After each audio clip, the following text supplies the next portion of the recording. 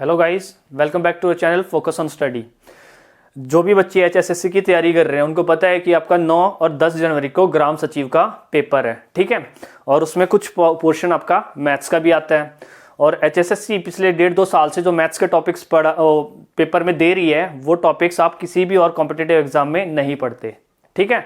तो वही मैथ्स के टॉपिक्स हम करा रहे हैं। लास्ट वीडियो में हमने कराया था सेट्स, आज हम पढ़ते हैं मैट्रिक्स, ठीक है। जिन बच्चों ने 11th-12th में पढ़ा है इसके बारे में उनको तो कुछ आइडिया होगा मैट्रिक्स क्या होती है, लेकिन जिन्होंने मैथ्स नहीं पढ़ा है उनको आज बेसिक तरीके से बता देता हूं और बेसिक चीजें बता देता हूं जो आपके पेपर में पूछी जाएंगी, जिनके बेस पे आप पे सिंपल से क्वेश्चन आएंगे, ठीक है।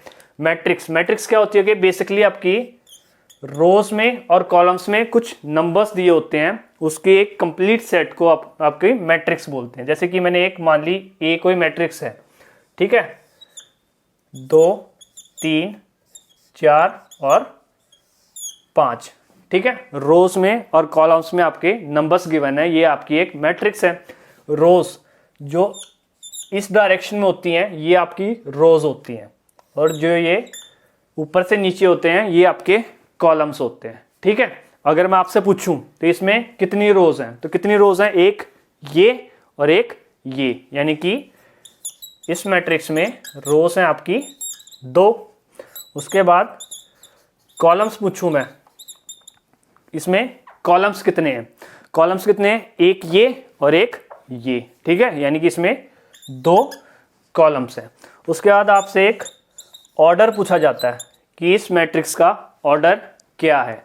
ऑर्डर क्या होता है, जितनी आपकी रोज हैं मल्टीप्लाई बाय जितने आपके कॉलम्स हैं, तो 2 इंटू 2 ये आपका एक ऑर्डर लिखा जाता है। तो ऑर्डर क्या होगा आपका 2 इंटू 2।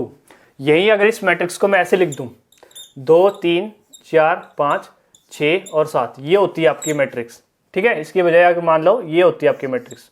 अगर मैं आपसे पूछ लूं इसका ऑर्डर क्या होगा, तो पहले आपकी रोज आएंगी, रोज कितनी है, 1, 2 और 3, तो इसका ऑर्डर है 3 इंटू कॉलम्स कितने हैं, 1, 2, ठीक है। तो ये आपके कॉलम्स है। ये ऑर्डर आपका आगे मल्टीप्लिकेशन, एडिशन और सब्सट्रैक्शन करोगे ना जब मैट्रिक्स का, उनमें मैटर करेगा, इसलिए मैं बता रहा हूं ऑर्डर कैसे लिखते हैं, रोज इंटू कॉलम्स, ये आपका ऑर्डर होता है, ठीक।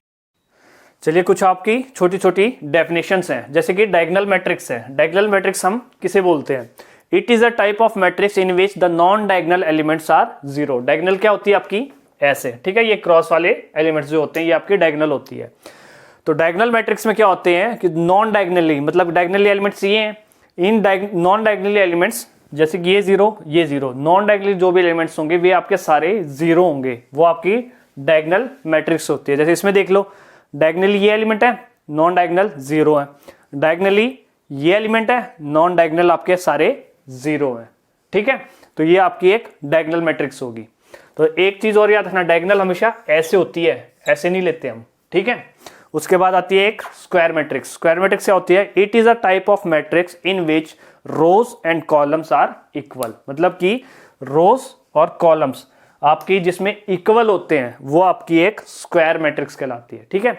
चाहे रोज 2 और 2, मतलब कि 2 रो और 2 कॉलम हो, या फिर 3 रो और 3 कॉलम हो, या फिर 4 रो और 4 कॉलम हो, मतलब कि रोज और कॉलम की जहां पे भी वैल्यू इक्वल है वो आपकी स्क्वायर मैट्रिक्स है, ठीक है। अ diagonal matrix always a square matrix, मतलब एक डायगोनल मैट्रिक्स हमेशा स्क्वायर मैट्रिक्स होती है, लेकिन एक स्क्वायर मैट्रिक्स जरूरी नहीं है कि हमेशा डायगोनल मैट्रिक्स होगी। मतलब कि इस मैट्रिक्स को आप स्क्वायर मैट्रिक्स बोल सकते हो, लेकिन आप इसको डायगोनल मैट्रिक्स नहीं बोल सकते, ठीक है। उसके बाद आते हैं हम स्केलर मैट्रिक्स, ठीक है। स्केलर मैट्रिक्स किसे बोलते हैं, it is a type of matrix in which diagonal elements are same and non diagonal elements are 0, ठीक है। जिस भी मैट्रिक्स में डायगोनल एलिमेंट्स सेम होंगे, चाहे 1 हो, 2 हो, 3 हो, 4 हो, कुछ भी हो, लेकिन डायगोनल में जो एलिमेंट्स हैं वो हमेशा सेम होंगे, ठीक है। जैसे कि इसमें 2 और 2 है डायगोनल में, यहाँ पे 3, 3, 3, 3 है डायगोनली, ठीक है। तो उस मैट्रिक्स को हम हमेशा स्केलर मैट्रिक्स बोलेंगे, जिसमें डायगोनल के एलिमेंट्स हमेशा सेम होंगे, ठीक है। A scalar matrix is always a diagonal matrix, ठीक है। एक स्केलर मैट्रिक्स हमेशा डायगोनल मैट्रिक्स होती है, ठीक है, लेकिन डायगोनल स्केलर हो ऐसा जरूरी नहीं है। तो आइडेंटिटी मैट्रिक्स उसके बाद, ठीक है। It is a type of matrix in which diagonal element is 1 and non diagonal elements are 0, ठीक है। जिस भी मैट्रिक्स के अंदर डायगोनल के जो एलिमेंट्स होंगे वो 1 होगा, ठीक है। डायगोनल में जितने भी एलिमेंट्स होंगे वो सभी 1 होंगे और बाकी नॉन डायगोनली जो एलिमेंट्स होंगे वे सारे आपके 0 होंगे। वो मैट्रिक्स आपकी आइडेंटिटी मैट्रिक्स कहलाएगी, ठीक है। Identity matrix is also a diagonal matrix, ठीक है। एक आइडेंटिटी मैट्रिक्स भी एक डायगोनल मैट्रिक्स होती है।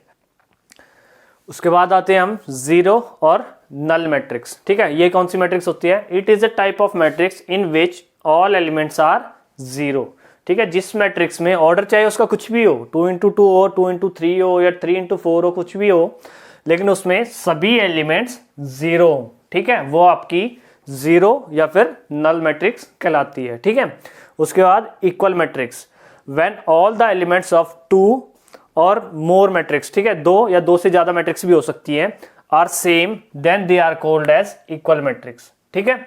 जब किसी भी 2 या 3 या 4 किन्हीं भी मैट्रिक्स के जब भी सभी एलिमेंट्स सेम होते हैं, मतलब कि उनकी पोजीशन भी सेम होनी चाहिए, मतलब कि फर्स्ट रो और फर्स्ट कॉलम में अगर 1 है तो यहाँ पे भी फर्स्ट रो और फर्स्ट कॉलम के अंदर 1 होना चाहिए, ठीक है। मतलब कि सभी पोजीशन सेम होगी, सभी एलिमेंट सेम होंगे, तो उन्हें बोलेंगे हम इक्वल मैट्रिक्स। अब आते हैं हम एडिशन और सब्ट्रैक्शन, ठीक है। मैट्रिक्स का एडिशन और सब्ट्रैक्शन कैसे होता है वो बता देता हूं। पहले इसकी एक कंडीशन होती है, for addition and subtraction of the matrix the order of the both the matrix should be same, मतलब कि जिन दो मैट्रिक्स को आप ऐड कर रहे हो या फिर सब्ट्रैक्ट कर रहे हो उनका ऑर्डर सेम होना चाहिए, ठीक है। मैंने ऑर्डर आपको बताया था क्या होता है।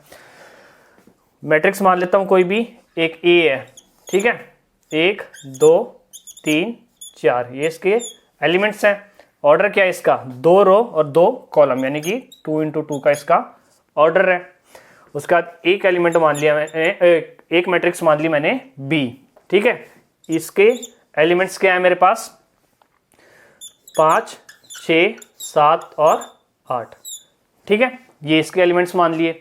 इसका ऑर्डर क्या है? इसका ऑर्डर भी 2 रो और 2 कॉलम, यानी कि 2 into 2 इसका ऑर्डर है। अब मैं आपसे पूछ लेता हूं, इन दोनों मैट्रिक्स को ऐड करो, यानी कि a प्लस बी कैसे करोगे?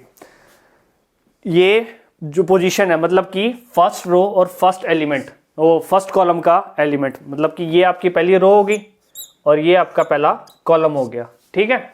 तो पहली रो और पहली कॉलम में कौन सा एलिमेंट आता है? यहाँ पे 1। ये ऐड होगा इसके पहली रो और पहले कॉलम के एलिमेंट के साथ, मतलब कि ये 1 इस 5 के साथ, ये 2 इस 6 के साथ, ये 3 इस 7 के साथ और ये 4 इस 8 के साथ, ठीक है। जो आपकी रिजल्टेंट मैट्रिक्स बनेगी उसका ऑर्डर भी 2 into 2 ही होगा, ठीक है। ऐड कर दो, 1 + 5 6, 2 + 6 8, 3 + 7 10 और 4 + 8 12। ये आ गया आपका a + b, ठीक है। अब मैं इसका सब्ट्रैक्शन बता देता हूं। सब्ट्रैक्शन भी सेम होगा, मतलब कि इस 1 में से ये 5 माइनस होगा, ठीक है। अगर a - b पूछा गया तो 1 में से 5 होगा और b - 1 पूछ ले तो 5 में से 1 होगा, ठीक है। तो 1 - 5 यानी कि -4, 2 - 6 यानी कि -4, 3 - 7 -4 और 4 - 8 -4, ठीक है। तो ये आपका a - b आ गया और इसका ऑर्डर भी 2 into 2 है और इसका ऑर्डर भी 2 into 2 है, ठीक है। ये कंडीशन याद रखनी है, मतलब कि जिनका एडिशन और सब्ट्रैक्शन कर रहे हो उनका ऑर्डर हमेशा सेम होना चाहिए। नेक्स्ट आता है हमारा मल्टीप्लीकेशन ऑफ अ मैट्रिक्स, ठीक है। दो मैट्रिक्स को आपस में मल्टीप्लाई कैसे किया जाता है, इसकी भी कंडीशन है।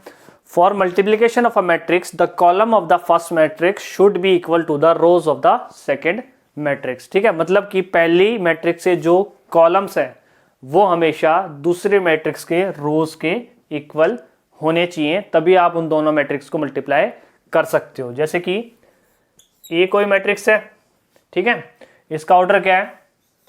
2 into 3, मतलब कि ये आपकी रोज है और ये आपके कॉलम्स हैं, ठीक है। उसके बाद एक बी मैट्रिक्स है, ठीक है, इसका ऑर्डर क्या है 3×2, ये आपके रोज और ये आपके कॉलम्स, ठीक है। मतलब कि पहली मैट्रिक्स के कॉलम्स दूसरी मैट्रिक्स के रोज के इक्वल होने चाहिए, तभी आप उन दोनों को मल्टीप्लाई कर सकते हो, ठीक है। अगर ये इक्वल नहीं है तो वे दोनों मैट्रिक्स को आप मल्टीप्लाई नहीं कर सकते, ठीक है। यहाँ पे रोज 2 है, कॉलम्स 3 है और यहाँ पे रोज 3 है, ठीक है। ये दोनों इक्वल हैं तो आप इन दोनों को मल्टीप्लाई कर सकते हो। उसके बाद जो आपकी रिजल्टेंट मैट्रिक्स बनेगी, मतलब कि ए और बी को मल्टीप्लाई करने के बाद जब आपके पास ए बी आएगा तो उस ए बी का ऑर्डर क्या होगा, पहले की रो मल्टीप्लाई बाय दूसरे का कॉलम, ठीक है। मतलब कि इसका ऑर्डर होगा पहले की रो कितनी है 2 और दूसरी का कॉलम कितने 2, मतलब कि ए और बी को मल्टीप्लाई करने के बाद जो आपके पास रिजल्टेंट मैट्रिक्स आएगी उसका ऑर्डर होगा 2×2, ठीक है। एक एग्जांपल लेके मैं मल्टीप्लाई करके समझा देता हूं कैसे मल्टीप्लाई करते हैं, ठीक है।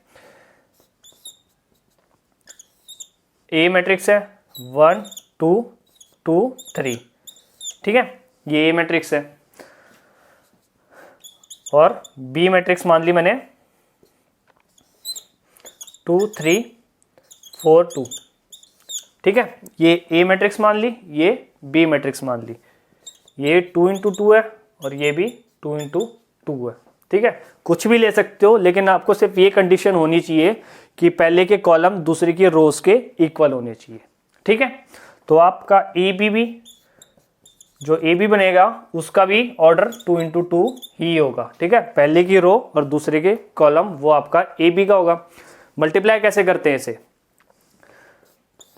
ए बी कैसे मल्टीप्लाई करोगे, ये 1 इंटू ये 2, 1×2 प्लस ये 2×4, ठीक है। मतलब कि ये रो इस कॉलम के साथ ये आपका पहली पोजीशन आएगी, उसके बाद ये रो दूसरे कॉलम के साथ आपकी दूसरी पोजीशन आएगी, ठीक है। यहां पे देख लो मैं कैसे कैसे कर रहा हूं, 1×2 प्लस 2×4, ये आपकी पहली पोजीशन आ गई। सेकंड पोजीशन 1×3 प्लस 2×2, ये दूसरी आ गई। अब सेम इसके लिए भी 2×2 प्लस 3×4, उसका 2×3 प्लस 3×2, क्या है 2 4 2 8 यानी कि 10, 3 2 2 4, यहाँ पे आ गया 7, 2 2 4, 4 3 12, 12 और 4 16, यहाँ पे 2 3 6, 3 2 6, 6 और 6 12, ये इसका ऑर्डर भी आ गया 2×2 का। मतलब ये आ गया आपका ए बी। और एक और कंडीशन है कि ए बी और बी ए इक्वल हो भी सकते हैं और नहीं भी हो सकते, ठीक है। कोई जरूरी नहीं है कि जो ए बी की वैल्यू आई है वही आपकी बी ए की वैल्यू आएगी, ठीक है। तो इस वीडियो को यही खत्म करते हैं, इसमें कुछ और टॉपिक्स बाकी हैं वो हम नेक्स्ट वीडियो में कराएंगे। अगर आपको हमारी वीडियो अच्छी लगी है तो हमारे चैनल को सब्सक्राइब करें, वीडियो को लाइक करें और शेयर करें। Thank you.